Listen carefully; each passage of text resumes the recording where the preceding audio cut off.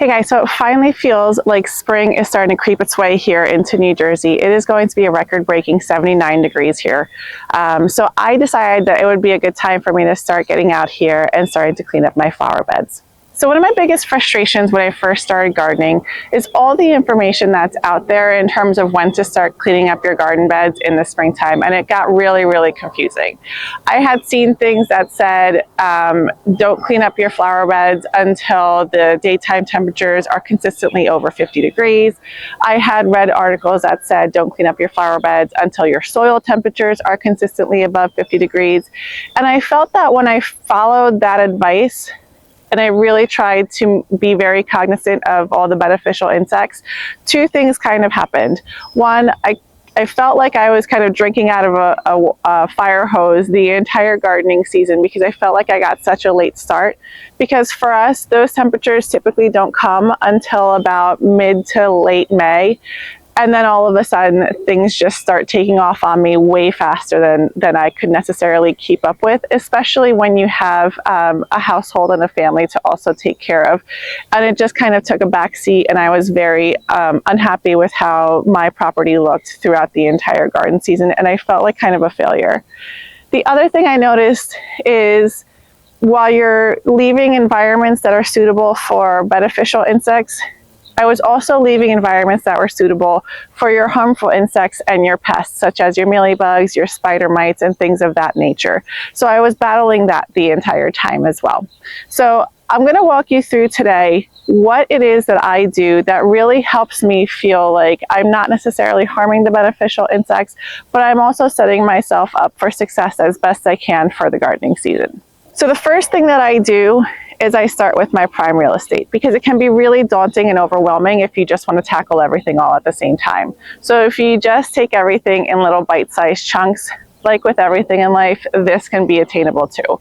So I'm really starting in my front yard, right by my front door, which is prime real estate. Everybody sees it. We walk past it every single day. And so here is where I'm going to focus my efforts. And honestly, it's so small, it really should just take me about an hour today.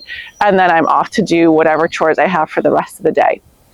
I'm also going to be focusing on things that don't have hollow stems, because the hollow stems is really where your pollinators, like your bees, are currently living, waiting to emerge. So anything that has hollow stems or still has a seed head on it that still could potentially feed your birds and things of that nature, I'm going to leave. I'm going to focus on cutting back things like my lamb's ear, which I didn't get to in the fall. I don't think that I have any hostas, but if I did, I would clear that up because that is a great host for your pests.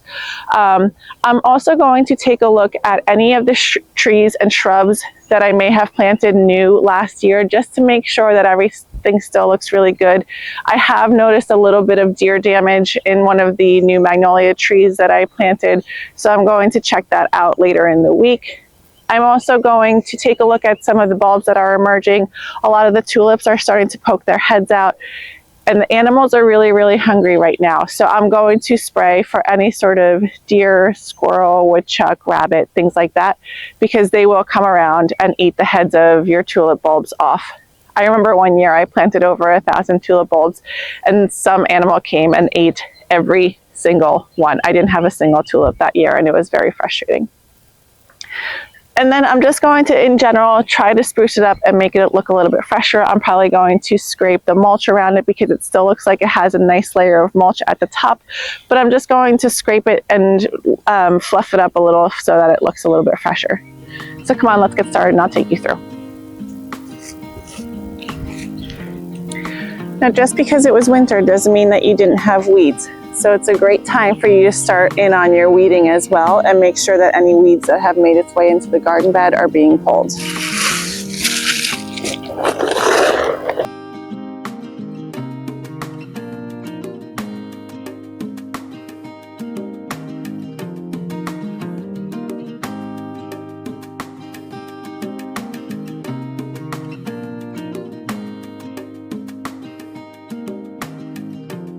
As you can see, I didn't trim back the lamb's ear in the fall, and honestly, that was a bit of a mistake.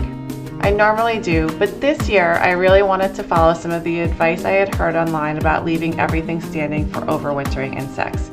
and that really went against my better judgment. You see, the problem is that lamb's ear tends to collapse over winter and it turns into this mushy brown layer. Then when the foliage sits like this, it traps moisture around the crown of the plant, which can lead to rot and give pests a place to hide. Lamb's ear actually prefers dry, airy conditions, so gently cleaning out this damaged foliage now helps the plant stay healthy and make room for fresh spring growth.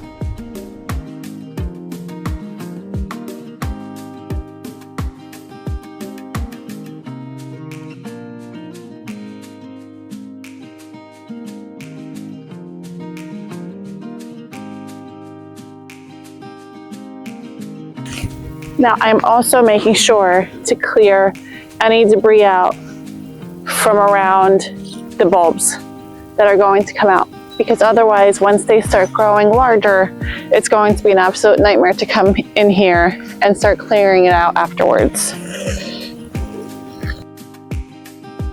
These dead leaves don't even need pruners. In fact, a lot of the time the soft decaying foliage will just gum up your pruners and make even more of a mess. I usually just use my hands and gently pull it away from the plant.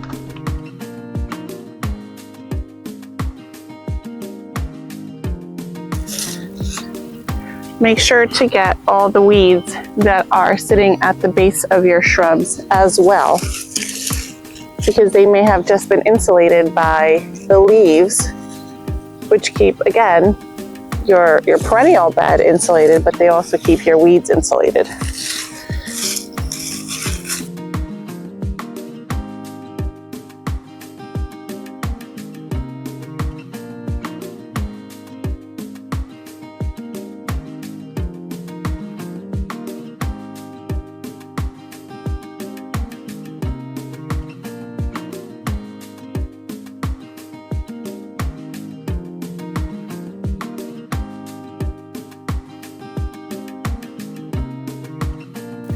All right, so I still have a nice thick layer of mulch in this bed. So literally all I'm going to do is take my little rake and just fluff it up to make it look a little bit more fresh. Nothing else.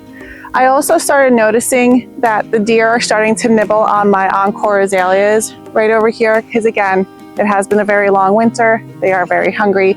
So what I'm going to do in order to try to prevent it is spray it with Repelzol. Now typically this works really, really well for me. But as we all know, if you're really, really hungry, you will eat anything. So hopefully the deer, it will be a deterrent for them. But at this time, with how hungry they are, nothing is a guarantee, but at least I'm trying to do something. And then I'm going to make my way all the way through the bed until I get to the front door. And then all I'm going to do is basically remove the stuff that is in the concrete pots. I'm going to remove the planters that are right next to the door that still have the things that I had put in there from the holidays. And then we're going to call it a day. I still need to go to Home Depot and get some gas for the blower. So that'll be a project for later on this week. And then that's it. Then we're going to move on to the next bed. All right, let's continue. Now this is also where I have noticed when we use the snow blower, this is where the snow is mounded up. So I do notice a lot of broken branches. I'm going to go ahead and cut those off. Anytime you see any sort of broken branches that are still kind of attached, you want to cut those off immediately, because they can harbor or attract a lot of different pests. So just to keep everything nice and healthy, I'm going to trim anything off that is broken.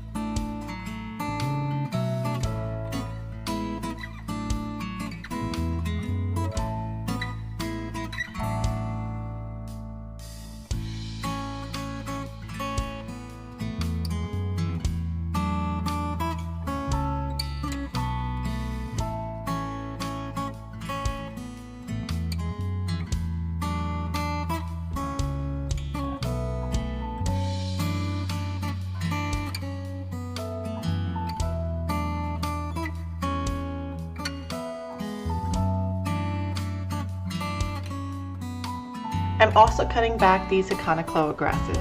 While many grasses are left standing through winter, these are typically cut back in early spring before the new growth starts. If you wait too long, the new blades grow right through the old foliage and it makes cleanup much harder.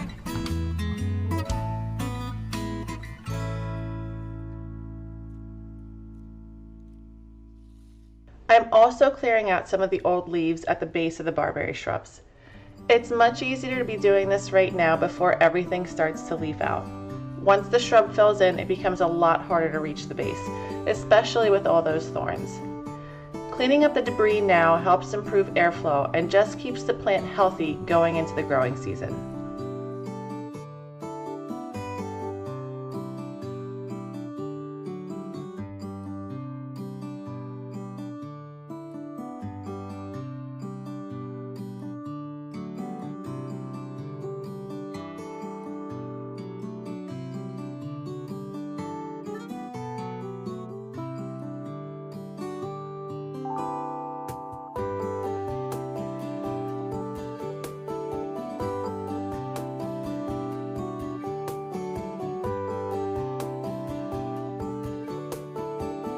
All right, so here's our stopping point for today. Unfortunately, I didn't get to everything that I had wanted to get to because I did have one of those days where I had to stop and start and stop again because I had an appointment in the middle of the day. So I didn't get to the containers like I wanted to, but my goal is to get to the garden center this week to get some things to go ahead and start filling those up.